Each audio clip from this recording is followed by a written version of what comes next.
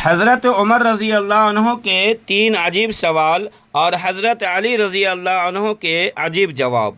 حضرت ابن عمر رضی اللہ عنہ فرماتے ہیں کہ حضرت عمر بن خطاب رضی اللہ عنہ نے حضرت علی بن ابی طالب رضی اللہ عنہ سے فرمایا، اے ابو الحسن، کئی مرتبہ آپ حضور اقدس صلی اللہ علیہ وسلم کی مجلس میں موجود ہوتے تھے اور ہم غائب ہوتے تھے، اور کبھی ہم موجود ہوتے تھے اور آپ غیر حاضر۔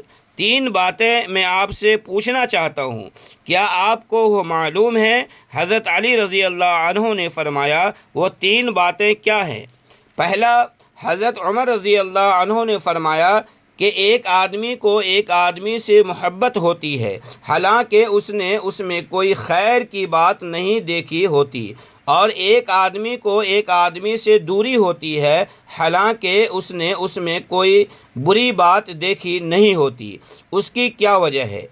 حضرت علی رضی اللہ عنہ نے فرمایا، ہاں، اس کا جواب مجھے معلوم ہے۔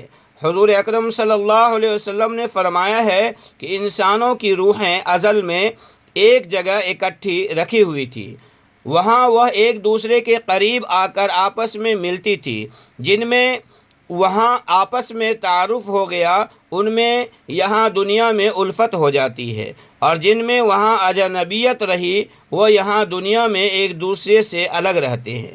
حضرت عمر رضی اللہ عنہ نے فرمایا، ایک بات کا جواب مل گیا۔ دوسری بات یہ ہے کہ آدمی حدیث بیان کرتا ہے، کبھی اسے بھول جاتا ہے، کبھی یاد آ جاتی ہے، اس کی کیا وجہ ہے؟ حضرت علی رضی اللہ عنہ نے فرمایا، میں نے حضور اکرم صلی اللہ علیہ وسلم کو یہ ارشاد فرماتے ہوئے سنا، جیسے چاند کا بادل ہوتا ہے، ایسے ہی دل کے لیے بھی بادل ہے۔ چاند خوب چمک رہا ہوتا ہے، بادل اس کے سامنے آ جاتا ہے تو اندھیرا ہو جاتا ہے، اور جب بادل ہٹ جاتا ہے چاند پھر چمکنے لگتا ہے۔ ایسے ہی آدمی ایک حدیث بیان کرتا ہے، وہ بادل اس پر چھا جاتا ہے تو وہ حدیث بھول جاتا ہے، اور جب اس سے وہ بادل ہٹ جاتا ہے تو اسے وہ حدیث یاد آ جاتی ہے۔ حضرت عمر رضی اللہ عنہ نے فرمایا، 2 باتوں کا جواب مل گیا۔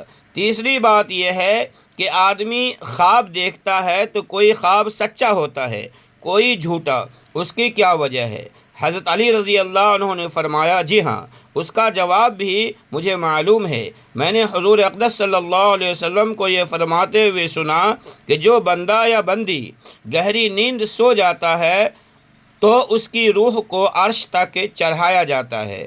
جو روح عرش پر پہنچ کر جاگتی ہے، اس کا خواب تو سچا ہوتا ہے، اور جو اس سے پہلے جاگ جاتی ہے اس کا خواب جھوٹا ہوتا ہے۔